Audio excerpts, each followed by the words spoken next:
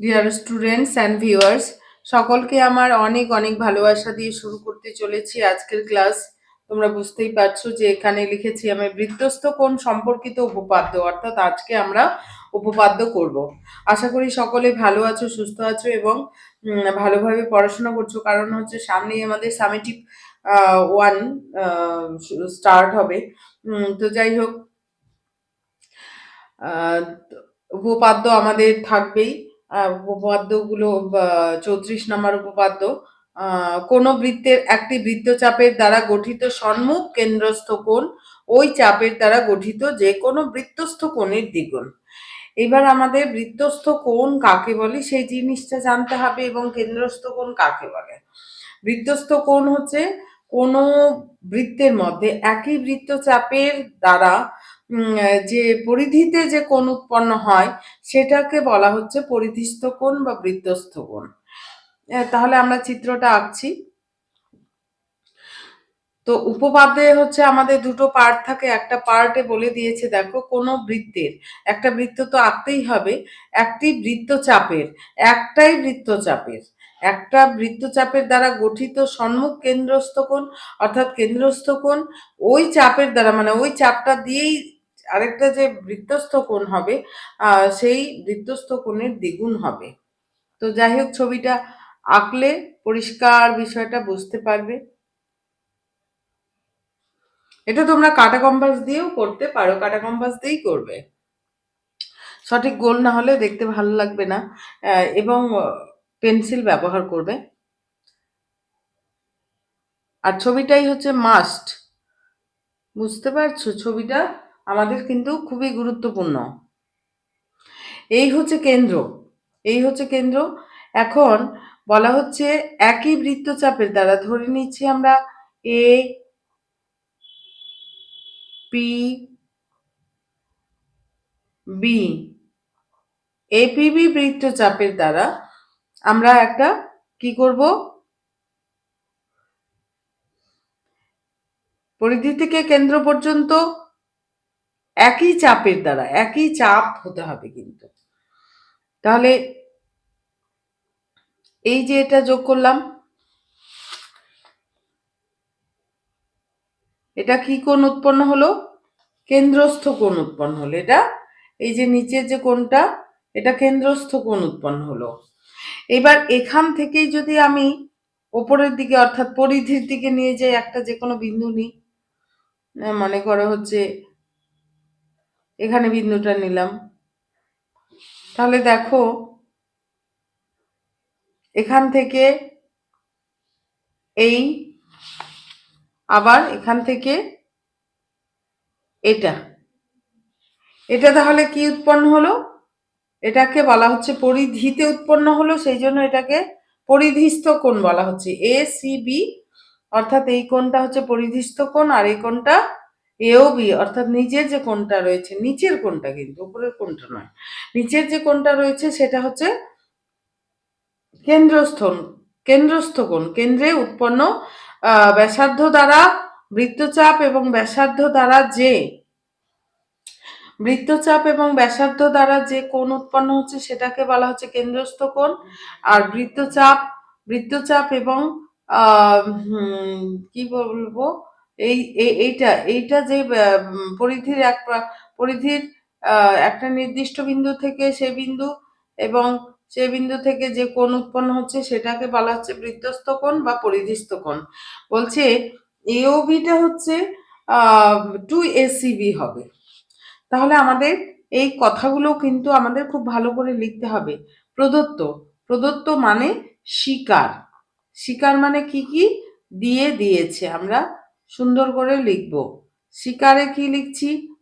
যা যা দিয়েছে, দেখো এখানে বলে দিয়েছে বৃত্তচাপের দ্বারা গঠিত সম্মুখ কেন্দ্রস্থ কোণ ওই চাপের দ্বারা গঠিত যে কোনো বৃত্তস্থ কোণের দ্বিগুণ, কোণের দ্বিগুণ সেটা আমাদের প্রমাণ করতে হবে। ধরা যাক, তাহলে আমরা ধরে নিচ্ছি, ধরা যাক ও কেন্দ্রীয়, ও কেন্দ্রীয় বৃত্তের, ও কেন্দ্রীয় মানে কেন্দ্রবিন্দু, যার ও কেন্দ্রীয় বৃত্তের একই বৃত্তচাপ কি নাম দিয়েছি? এপিবি। একই বৃত্তচাপ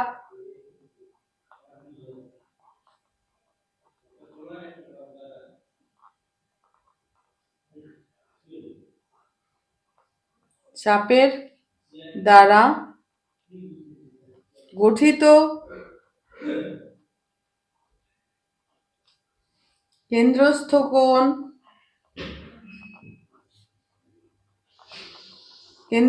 কোণ কোনটা? এ ও বি। এ ও বি মানে এই নিচেরটা, এ ও বি, এবং পরিধিস্থ কোণ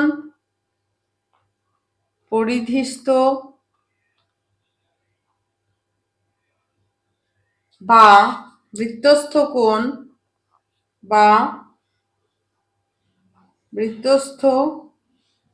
কোণ কি?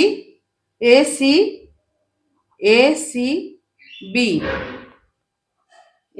বি। তাহলে আমরা ধরে নিলাম যেটা আমাদের বলে দিয়েছে সেটাই আমাদের স্বীকারের মধ্যে পড়বে, যে ধরা যাক ও কেন্দ্রীয় বৃত্তের একই বৃত্তচাপের দ্বারা গঠিত কেন্দ্রস্থ কোণ এওবি এবং বৃত্তস্থ কোণ হচ্ছে এসিবি। এইবার আমাদের প্রমাণ কি করতে হবে? প্রতিজ্ঞা। এটাকে আমরা বলছি প্রতিজ্ঞা বা প্রমাণ করতে হবে, যেটা প্রমাণ্য বিষয়।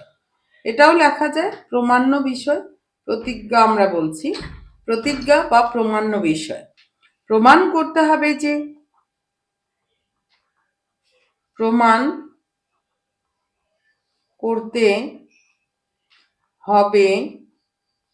যে কি প্রমাণ করতে হবে? এই যে কেন্দ্রস্থ কোণ এওবিটা এসিবি, অর্থাৎ এওবি যদি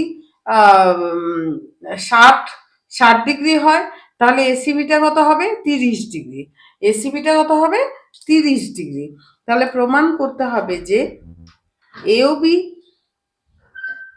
এওবি কোণ সমান সমান 2ACB। বোঝা গেল? এইবার আমাদের কিছু নেই, এইভাবে তো করা যাবে না। অঙ্কন আমাদের কিছু আকার প্রয়োজন রয়েছে। কি প্রয়োজন রয়েছে দেখো, অঙ্কনে আমরা কি লিখব? অঙ্কনে আমরা সিও, অর্থাৎ এই যে সিও কে যুক্ত করে কিছুটা বাড়িয়ে দিলাম, সিও কে যুক্ত করে বাড়িয়ে দেওয়া হলো। কতটা বাড়িয়ে দেওয়া হলো? ডি পর্যন্ত বর্ধিত করা হলো। সি ওকে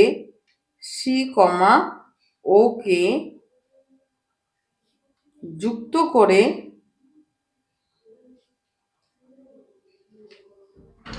ডি পর্যন্ত বর্ধিত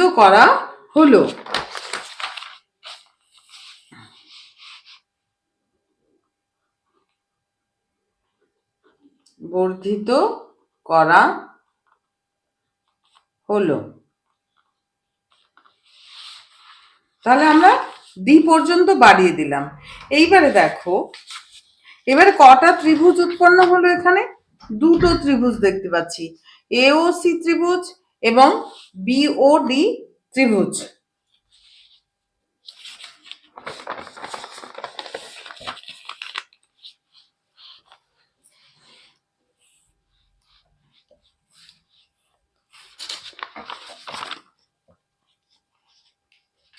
ডি পর্যন্ত বর্ধিত করা হলো।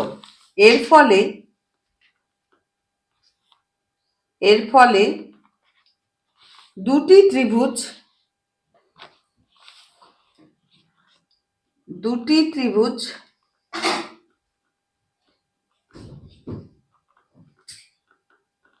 কি কি ত্রিভুজ? এওসি এবং বিওসি ত্রিভুজ, এওসি এবং BOC উৎপন্ন হলো।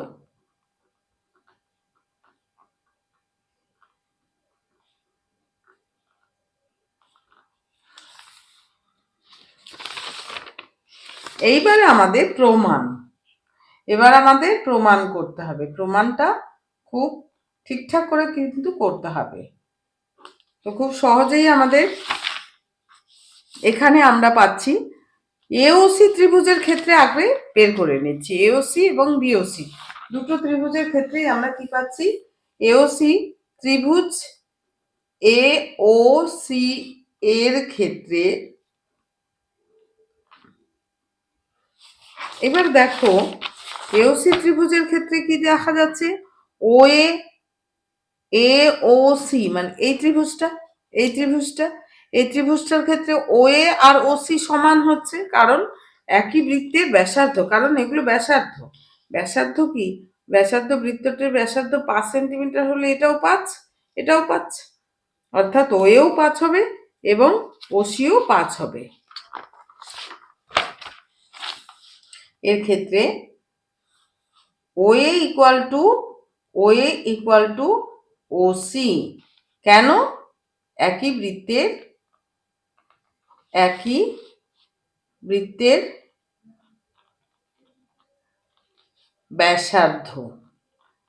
বৃত্তের ব্যাসার্ধের জন্য কিন্তু সমান হলো।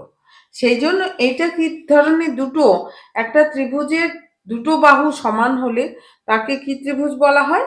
সমদ্বিবাহু ত্রিভুজ। অর্থাৎ AOC একটি সমদ্বিবাহু ত্রিভুজ হলো।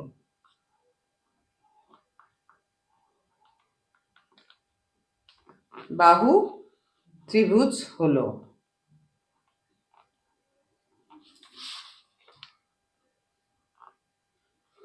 এই সমদ্বিবাহু ত্রিভুজ যখন হবে তখন, অর্থাৎ এই বাহু আর এই বাহু সমান, তাহলে যে ভূমি, এইটা ভূমি, এসিটা ভূমি হলে ভূমি সংলগ্ন কোণগুলো সমান হবে, অর্থাৎ এই কোণ আর এই কোণ সমান। আমরা চোখেও দেখতে পাচ্ছি যে এই কোণটা আর এই কোণটা সমান, এমনিতেও দেখা যাচ্ছে যে সমান, আসলেই সমান হবে। যদি বাহু দুটো সমান হয় তাহলে ভূমি সংলগ্ন কোণগুলোও সমান হবে। অতএব OAC ইকুয়াল টু OCA।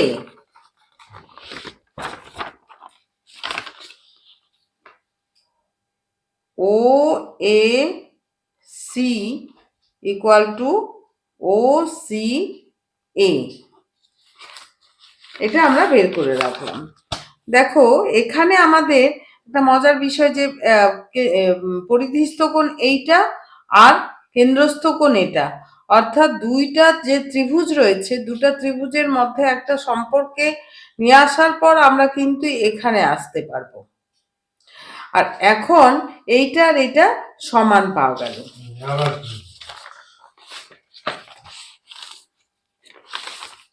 এইবার এইটার সঙ্গে এটার কোনো সম্পর্ক আছে কি? অবশ্যই আছে। এটা হচ্ছে CO কে D পর্যন্ত বর্ধিত করা হলো, এর ফলে কি উৎপন্ন হলো? একটা ত্রিভুজের, এই যে একটা ত্রিভুজ দেখাচ্ছি আমি, এই মনে করো এটা ত্রিভুজ PQR। এই PQR কে যদি বর্ধিত করা যায় যে কোনো একটা বাহুকে S অবধি, তাহলে এটা কি কোণ উৎপন্ন হয়? এটাকে বহিস্থ কোণ বলা হয়। এটাকে PRS কে বহিস্থ কোণ বলা হয়। এইটা তোমরা পড়েছো যে বহিস্থ কোণ অন্তস্থ বিপরীত কোণ দুটি সমষ্টি সমান, অর্থাৎ এই কোণটা সমান সমান এই কোণটা যোগ এই কোণটা। তো এখানেও আমরা তাই পাচ্ছি। CO কে D পর্যন্ত বর্ধিত করায়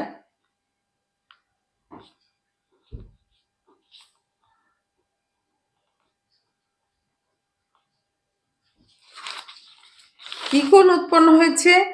এ ও ডি, এ ও ডি বহিস্থ কোণ উৎপন্ন হয়েছে, তাই না? এই ত্রিভুজটার বাইরে কোণটা হচ্ছে বহিস্থ কোণ এ ও ডি, যেখানে এটা আমি দেখালাম। দেখো পি কিউ আর, এই ত্রিভুজের যে কোনো একটা বাহুকে যদি বর্ধিত করা হয় তাহলে একটা কোণ উৎপন্ন হয়। এই একটা বাহুর সঙ্গে বর্ধিত অংশটা, সেটাকে বলা হচ্ছে বহিস্থ কোণ। এখানেও তাই হয়েছে, সিও কে ডি পর্যন্ত বর্ধিত করায় কি কোণ উৎপন্ন হচ্ছে? এ ও ডি, এ ও ডি বহিস্থ কোণ উৎপন্ন হয়েছে।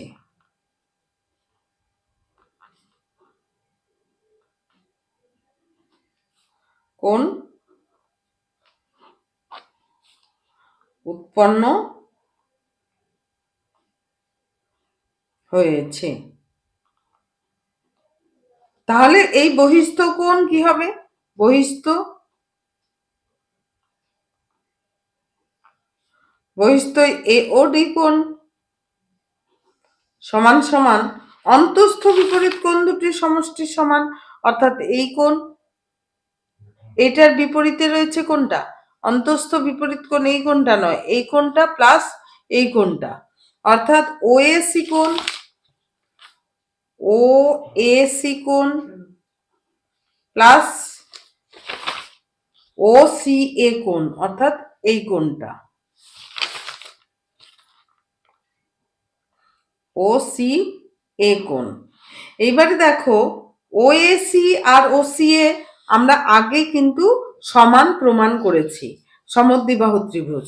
তাহলে ও এ সি এর পরিবর্তে, ও এ সি এর পরিবর্তে আমরা ও ও সি এ লিখবো। কেন? কারণ এইটার সঙ্গে এই কোণের সঙ্গে এই কোণের সম্পর্ক নিয়ে আসবো, এই কোণের সঙ্গে এই কোণের সম্পর্ক নিয়ে আসবো। সেই জন্য এইটাকে ও এ সি কে ট্রান্সফার করতে হবে আদার্সে, অর্থাৎ ও এ সি এর জায়গায় আমরা ও সি এ লিখবো, O C A plus O C A. এটাকে যদি আমরা সাইডে আমরা লিখে দিতে পারি, O C A equal to O A C. এবারে পাওয়া গেল টু ও সি এ, অর্থাৎ বহিস্থ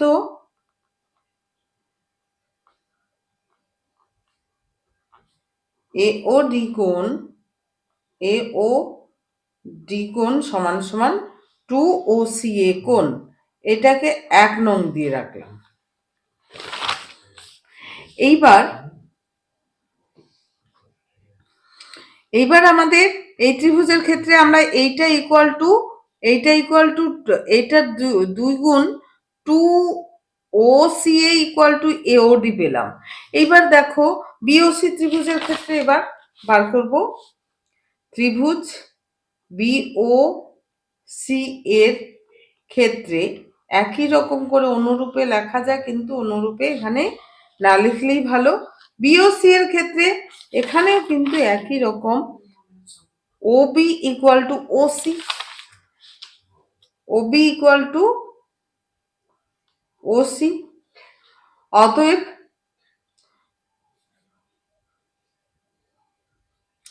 কারণ একই বৃত্তের ব্যাসার্ধ, ওবি ইকুয়াল টু ওসি, অতএব কোণগুলো কি হবে? সমান হবে। কোণগুলো আমাদের সমান হবে, অর্থাৎ ওবিসি কোণ ইকুয়াল টু ওসিবি কোণ, ওবিসি কোণ ওসিবি কোণ।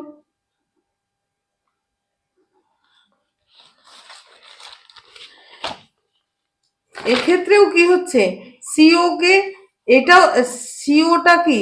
সিওটা হচ্ছে ও বি সি ত্রিভুজেরই পার্ট।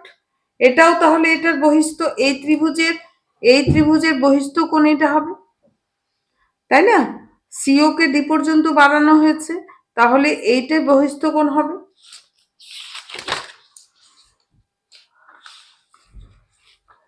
সিও কে যুক্ত করে ডি পর্যন্ত বর্ধিত করায়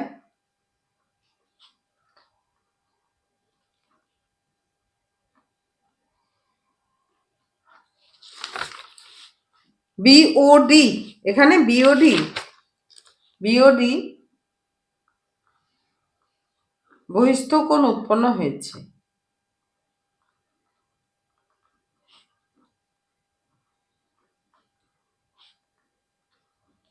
উৎপন্ন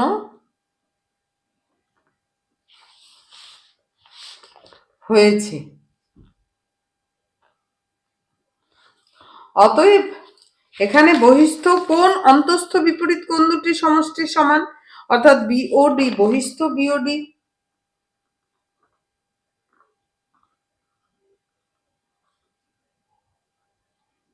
বিওডি কোণ সমান সমান অন্তস্থ বিপরীত কোণ অর্থাৎ ও বিসি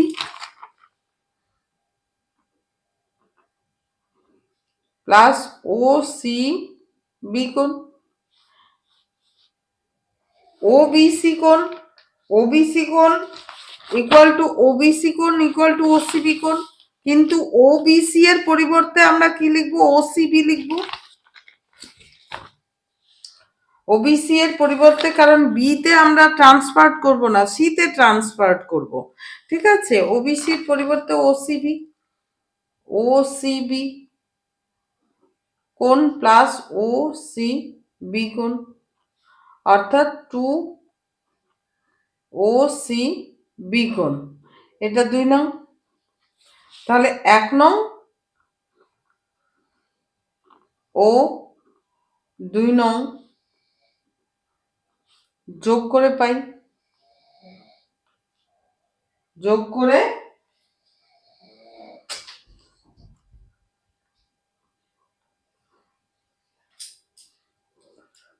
করে পাই। তাহলে যোগ করলে কি হচ্ছে? AOD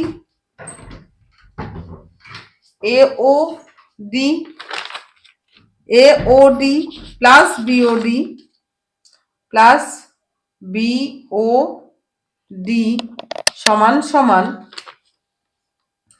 2OCA plus 2OCB। Left hand সাইডের সঙ্গে লেফট হ্যান্ড সাইড, এই যে এওডি ইকুয়াল টু 2OCA বার করে রাখছি, এবং বিওডি সমান সমান 2OCB বার রেখেছি। এইবার এখান থেকে দেখো চিত্রানুযায়ী, চিত্রে আমাদের কি দেওয়া আছে? চিত্রে দেখো তো এওডি আর বিওডি মানে কি? গোটাটা এওবি গোটাটা। তাহলে এওবি ইকুয়াল টু, এখান থেকে 2 কমন নিব আগে, ওসিএ প্লাস ওসিবি।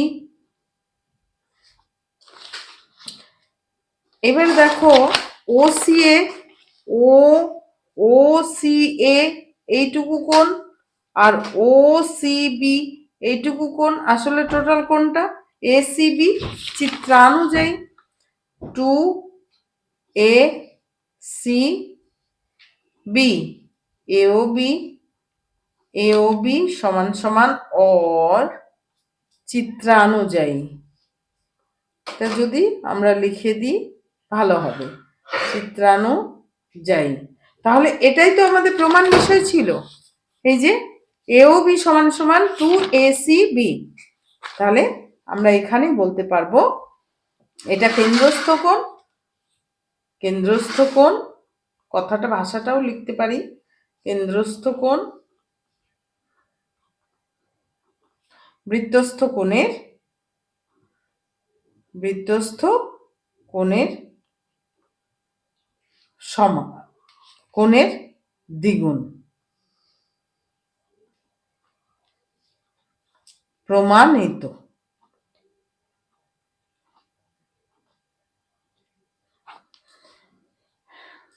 তো আজকের ক্লাস এই পর্যন্তই। যদি ভালো লেগে থাকে তাহলে অবশ্যই চ্যানেলটি আমার বোঝানো এবং অঙ্ক করানো যদি ভালো লেগে থাকে অবশ্যই চ্যানেলটি সাবস্ক্রাইব করে নেবে এবং পরবর্তীকালে ভিডিওগুলো পাওয়ার জন্য থ্যাংক ইউ।